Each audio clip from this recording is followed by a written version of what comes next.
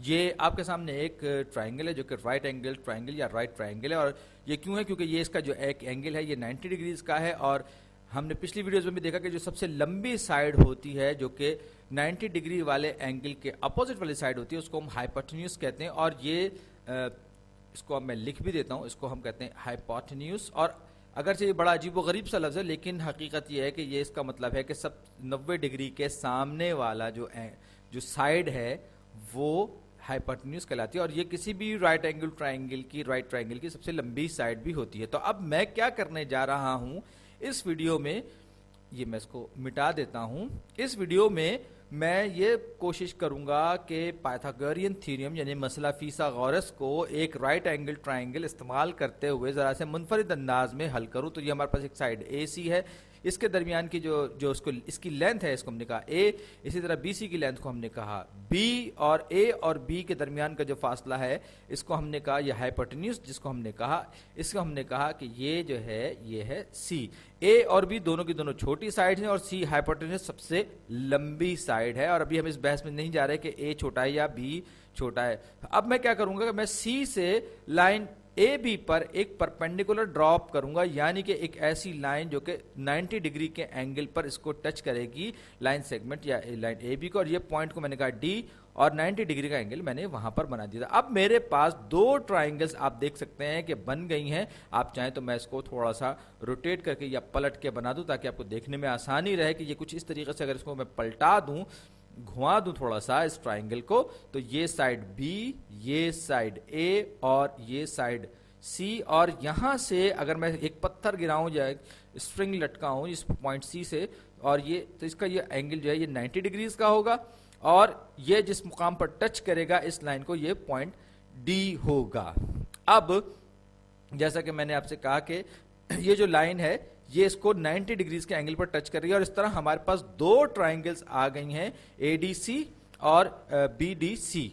तो ये दोनों के दोनों ट्राइंगल्स जो हैं ये आपस में सिमिलर ट्राइंगल्स हैं। हम सिमिलर ट्राइंगल्स के पोस्टुलेट इस्तेमाल करेंगे, लेकिन सबसे पहले हम ये जानने की कोशिश करेंगे ये दोनों के दोनों ट्राइंगल्स जो है एडीसी और बीडीसी आपस में सिमिलर हैं या नहीं। तो एक तो बात यह कि इसमें ये डी जो है बीडीसी में ये जो एक एंगल है ये 90 डिग्रीज का है। तो ये एडीसी में एडीसी में भी ये एंगल जो है ये 90 डिग्री का, क्योंकि ये एक ऐसी लाइन है इसके दरमियान में जो स्ट्रेट लाइन को 90 डिग्री पे कट कर रही है। तो इस तरह से ये जो एंगल है ये एंगल और ये जो एंगल हम बात कर रहे हैं इस एंगल की अब हम बात करेंगे। तो ट्राइंगल ए डी सी इसमें जो एंगल ए है या ये जो पॉइंट ए है ये इन दोनों ट्राइंगल्स में हम ये कहेंगे कि कॉमन है ट्राइंगल ए बी सी में और ट्राइंगल ए डी सी में। माफ कीजिएगा मैं गलत बोल गया था। तो ये जो एंगल है एंगल ए इन दोनों में कॉमन है। तो हम पॉइंट ए डी सी इसको हम तरतीब को हम सही रखेंगे कि ट्राइंगल ए डी सी ये सिमिलर है ट्राइंगल ए। उसके बाद मैं इस पे जाऊंगा, किस पे? मैं इस पे जाऊंगा उस पॉइंट पे जिस पे कि दूसरा एंगल बन रहा है ए सी बी। तो मैं थोड़ा सी इसकी तरतीब को इस वजह से तब्दील किया ताकि हम करस्पॉन्डिंग कॉर्नर्स को या करस्पॉन्डिंग वर्टिसेस को एक साथ रख सके। अब मैं ये जानने की कोशिश करूंगा कि क्योंकि अब मुझे पता चलेगा कि दो ट्राइंगल्स हैं, इन दोनों के दोनों ट्राइंगल्स में दो एंगल्स सिमिलर हैं, तो लिहाजा हम कहेंगे कि ये सिमिलर ट्राइंगल्स है, तो कॉन्ग्रुएंट ट्राइंगल्स है। तो लाइन ए सी का रेशो ए बी के साथ इक्वल होगा एक कांस्टेंट के, जो कि सारे के सारे इन रेशियोज में बराबर होगा। और दूसरा जो मेरे पास है लाइन सेगमेंट या यूं कहें लाइन ए डी। अब ए डी आप देख सकते हैं कि ए के साथ और डी सी के साथ। तो ए डी मैं कलर थोड़ा सा तब्दील कर लूं, ए सी का जो रेशियो है ए डी और ए सी का जो रेशियो है वो कांस्टेंट होगा। अब मुझे जो है ए डी की लेंथ भी पता है और मुझे ए डी की लेंथ मुझे नहीं मालूम, लेकिन ए बी की जो लेंथ है वो सी के बराबर है, जबकि ए सी की जो लेंथ है वो ए के बराबर है। तो अब ये बड़ी ट्राइंगल के साइड्स आ गए और ऊपर जो है छोटी ट्राइंगल्स की करस्पॉन्डिंग साइड्स आ गई। ये हमने सबका सब ये तरतीब में रखा था और इस तरतीब की बदौलत हमारे लिए ये काम बहुत सारा आसान हो गया।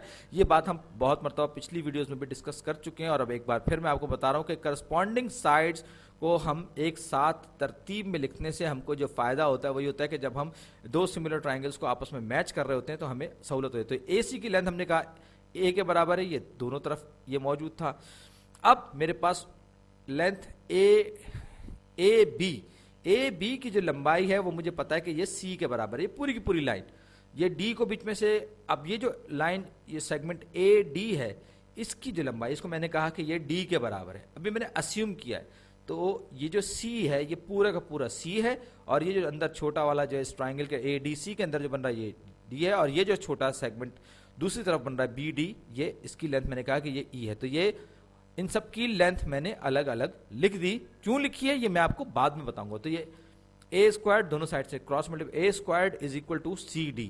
ये मेरे पास एक एक्सप्रेशन आ गया दो सिमिलर ट्राइंगल्स को आपस में मैच करवाने के, इनको कंपैरिजन करने के। तो अब मैं देखूंगा कि ट्राइंगल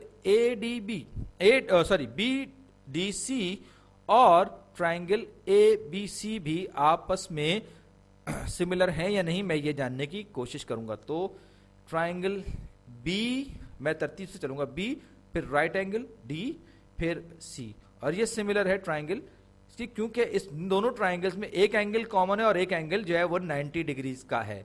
लिहाजा एक बार फिर BCA, मैंने ABC को यहां पर उस तरतीब के हिसाब से BCA लिख दिया है।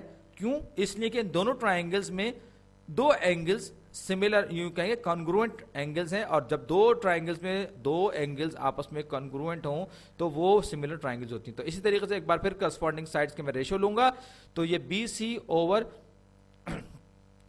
ओवर BA, आप देख सकते हैं कि जो करस्पॉन्डिंग साइड्स हैं BC ओवर BA, और इसका जो रेशियो है वो बराबर होगा किसके, ये मैं देखता हूं, BD,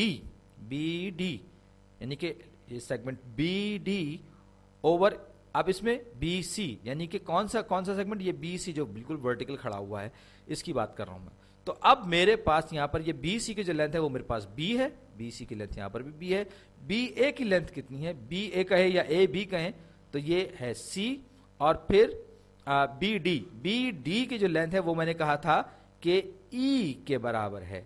अब एक बार फिर सिंप्लीफिकेशन का वक्त आ गया, दोनों साइड को क्रॉस मल्टीप्लाई करूंगा, B से B स्क्वायर्ड हो जाएगा, C से क्रॉस मल्टीप्लाई करूंगा तो ये हो जाएगा मेरे पास क्या, ये हो जाएगा CE के बराबर हो जाएगा, CE के बराबर हो जाएगा ये। अब मेरे पास दो एक्सप्रेशंस आ गए हैं दो सिमिलर ट्राइंगल्स में, जिसमें मुझे कुछ अलग सा लग रहा है, तो ये इस दोनों को मैं क्या करूंगा, मैं करूंगा आपस में जमा कर लूंगा इन दोनों एक्सप्रेशंस को। A squared plus B squared बराबर है CD प्लस CE। मैं कलर कोडिंग भी साथ के साथ करता जा रहा हूं ताकि आपको अंदाजा होता रहे कि मैं क्या कर रहा हूं। अब आप देख सकते हैं यहाँ पे C कॉमन है, तो मैंने C को यहां से मैंने निकाल लिया बाहर, ये C और ये C, ये दोनों के दोनों C कॉमन होके बाहर चले गए। अब ब्रैकेट में मेरे पास क्या आ गया, D प्लस E, ये मैंने ब्रैकेट किया क्लोज। अब आप देख सकते हैं कि D प्लस E क्या है, D प्लस E, ये बजाते खुद जो है ये इसकी लंबाई क्या है, ये C के बराबर, ये दो सेक्शन, तो मैं कहूंगा ये C। तो अब क्या हुआ, अब ये हुआ जनाब कि ये हो गया C स्क्वायर्ड, यानी अगर मैं इस पूरे के पूरे एक्सप्रेशन की बात करूं तो A squared plus B squared बराबर हो गया C स्क्वायर्ड के। A स्क्वायर्ड, मैं इसको जरा अलग से, सॉरी मैंने C का स्क्वायर गलती से हटा दिया तो मैं इसको जरा तरतीब से लिखूं, A squared plus B squared is equal to C squared, A का स्क्वायर यानी A स्क्वायर एक छोटी साइड के लेंथ का स्क्वायर, B स्क्वायर्ड का मतलब दूसरी छोटी साइड का स्क्वायर, और C स्क्वायर्ड का मतलब हाइपोटेन्यूज यानी कि राइट एंगल ट्राइंगल या राइट ट्राइंगल की सबसे लंबी साइड का स्क्वायर। और इसको हम क्या कहते हैं जनाब, ये हम पिछली वीडियोस में देख तो चुके हैं, लेकिन पिछली वीडियोस में हमने प्रूफ नहीं किया था। यही वो चीज है जिसको हम पाइथागोरियन थ्योरम कहते हैं, यानी कि मसला फिसागोरस के नाम से ये चीज मशहूर है। और यही वो चीज है जिसको मैंने पिछली वीडियो में कॉर्नर स्टोन्स में शुमार किया था मैथमेटिक्स के, और जो पिछले 1,500-2,000 साल से 2,500 साल से चली आ रही है। बहरहाल आपका बहुत बहुत